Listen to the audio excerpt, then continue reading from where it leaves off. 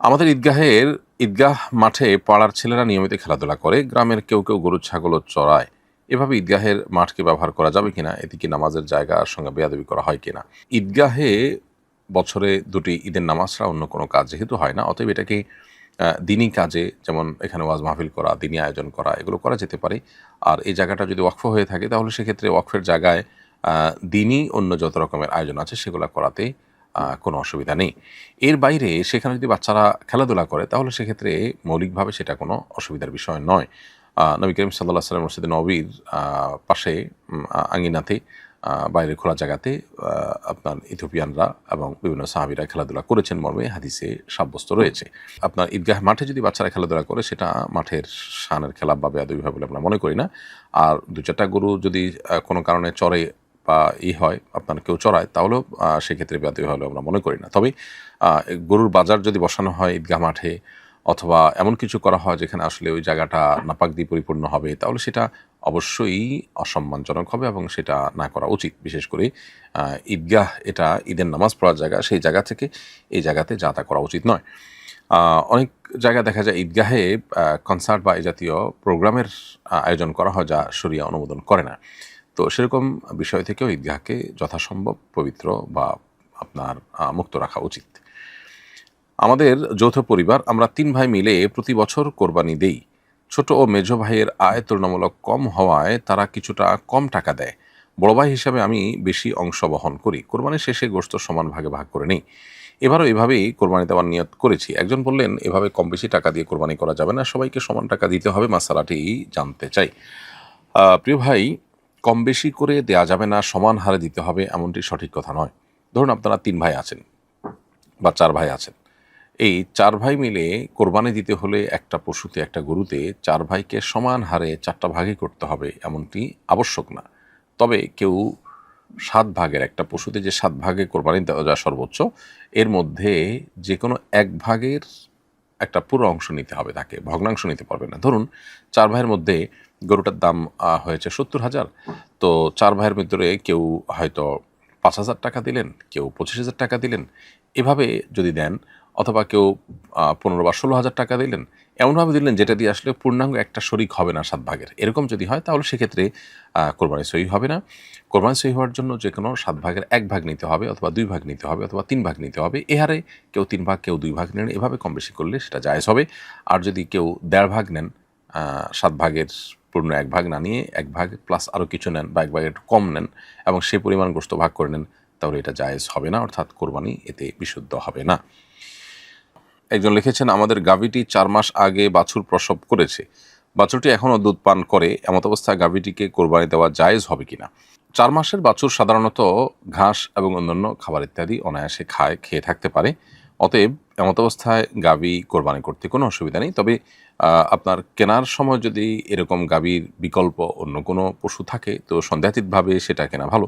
কিন্তু যদি আপনার কাছে এটাই অপশন থাকে সেক্ষেত্রে এটিকে কোরবানি করতে শরীয়ত দৃষ্টিকোণ থেকে কোনো অসুবিধা নেই। এরপরে প্রশ্ন হলো, আমার দাদার পক্ষ থেকে বদলি হজ আদায়ের জন্য এবার আমার চাচা হজে গেছেন। চাচা এর আগে কখনো হজ বা ওমরা করেননি। একজনের কাছে শুনলাম অন্যের পক্ষ থেকে বদলি হজ করতে হলে আগে নিজের হজ আদায় করা থাকতে হয়, অন্যথায় বদলি হজ সহি হবে না। কথাটা কি সঠিক, জানাবেন অনুগ্রহ করে। খুবই প্রয়োজনীয় একটি প্রশ্ন প্রিয় দর্শক। আপনার এই প্রশ্ন উত্তরে বলতে চাই, সর্বাবস্থায় বদলি হজের জন্য এমন ব্যক্তিকে নির্বাচন করা উচিত যে ব্যক্তি নিজের হজ আদায় করেছেন বা হজ কখনো করেছেন। হজ কখনো করেননি এরকম ব্যক্তিকে দিয়ে বদলি হজ করানো উচিত নয়, উত্তম নয়। এটি জেনারেল কথা এবং সাধারণ কথা এবং সর্বসম্মতিক্রমে এটি পালনযোগ্য। দ্বিতীয়ত কথা হলো, যদি এরকম কাউকে দিয়ে বদলি হজ করানো হয় তাহলে বদলি হজ আদায় হবে কিনা। এ প্রশ্ন উত্তর হলো যে, লোকটি যদি এমন ব্যক্তি হন যার উপরে হজ ফরজ হয়েছিল অথচ তিনি নিজের হজ করেননি, তাহলে এরকম ব্যক্তিকে দিয়ে বদলি হজ আদায় করালে অনেক ওলামা একরাম এবং ফোকাহ একরামের মতে সেই বদলি হজ আদায় হবে না। বরং যার উপরে হজ ফরজ ছিল তিনি হজ করেননি এবং আরেকজন বদলি হজ করতে গেছেন, তারটা আদায় হয়ে যাবে। সেক্ষেত্রে তিনি যে ব্যক্তির পক্ষ থেকে বদলি হজ করেছেন তাদেরকে হজের যাবতীয় খরচ খরচা টাকা পয়সা ফেরত দিবেন। এটা হাম্বলি ফকিহ সহ অনেক ফোকাহ একরামের মত।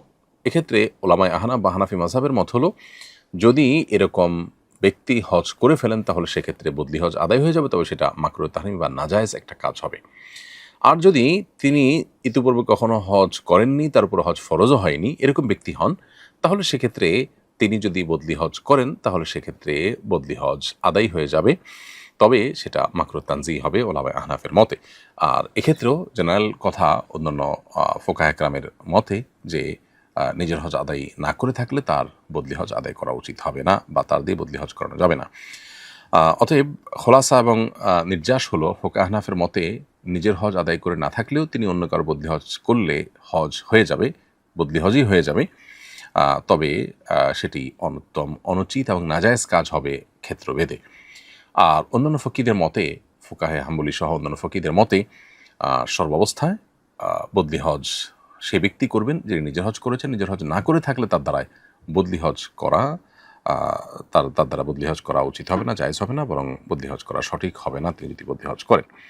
অতএব নিরাপদ হলো এরকম ব্যক্তিকে খুঁজে বের করা যিনি নিজের হজ আদায় করেছেন, তিনি বদলি হজ করবেন, এটাই হলো সবচেয়ে উত্তম এবং নিরাপদ। এরপরে প্রশ্ন হলো, আমি পশ্চিমবঙ্গের বাসিন্দা। পশ্চিমবঙ্গে রাজ্য সরকারের সাম্প্রতিক আইন অনুযায়ী সনদ ছাড়া পশু জবাই করা যাবে না। সনদ পেতে হলে প্রমাণ করতে হবে পশুর বয়স 14 বছরের বেশি এবং তা কাজ বা প্রজননের উপযোগী নয়, অথবা বয়স, আঘাত, বিকলাঙ্গতা বা অনিরাময়যোগ্য রোগে স্থায়ীভাবে অক্ষম। এই সনদ পৌরসভার চেয়ারম্যান, পঞ্চায়েত সভাপতির সঙ্গে সরকারি পশু চিকিৎসক যৌথভাবে দিতে হয়। এত কিছু মেনে কোরবানি করা আসলে সম্ভব নয়। সম্ভব হলেও নানাভাবে হয়রানির শিকার হওয়ার আশঙ্কা আছে। এমতো পরিস্থিতিতে আমাদের কিভাবে কোরবানি করতে পারি আমরা? খুবই দুর্ভাগ্যজনক বাস্তবতা। যদি এমনটি সত্যি বাস্তবায়ন হয়ে থাকে বা এরকম আইন যদি সেখানে চালু থাকে, তাহলে সেটা রীতিমতো মানুষের ধর্মীয় অধিকারের খর্ব করা ছাড়া আর কিছুই নয়। মুসলমানরা তাদের ধর্মীয় দায়িত্ব পালন করতে গিয়ে কোরবানি করবেন, সেখানে এই সমস্ত শর্ত দেওয়া সুস্পষ্টভাবে সেটিকে প্রতিবন্ধকতা সৃষ্টি করা শামিল। পৃথিবীতে যে সমস্ত দেশগুলো গোশত রপ্তানিতে শীর্ষে, আমি জানি ভারত সেই দেশগুলোর অন্যতম। তারা গোশত রপ্তানি করার সময় কি বিকলাঙ্গ, অনিরাময়যোগ্য রোগে ভুগছে, 14 বছরের বেশি বয়স হয়ে গেছে, প্রজনন উপযোগী না, এই টাইপের ত্রুটিপূর্ণ পশুই কি তারা রপ্তানি করেন? যদি উত্তর হ্যাঁ হয়, তাহলে সেক্ষেত্রে তাদের সেটা স্পষ্ট করা উচিত, আর না হলে এই কপটতা এবং এই ভণ্ডামি ছাড়া উচিত।